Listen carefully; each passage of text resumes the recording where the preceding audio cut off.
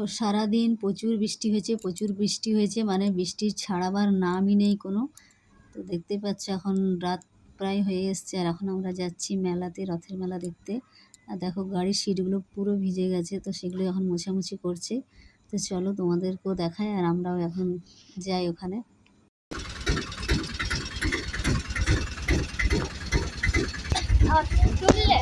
এখন পরে এখন ছাড়িয়েছি বলো।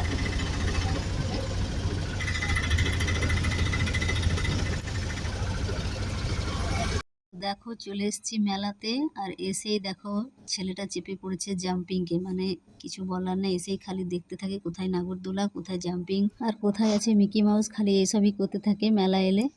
তো দুটো বাচ্চা আছে যেহেতু, তো ওরা এমনভাবে লাফাচ্ছে না, দেখে ওদের ভয়ই লাগছে আর কি, তাই ওদের দিকে খেয়াল রেখেছি।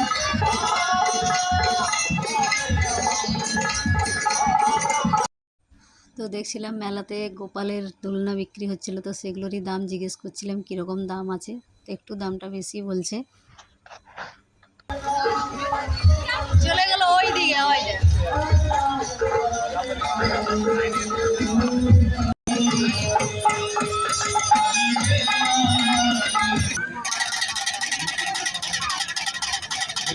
এখানে নিতে পারতে।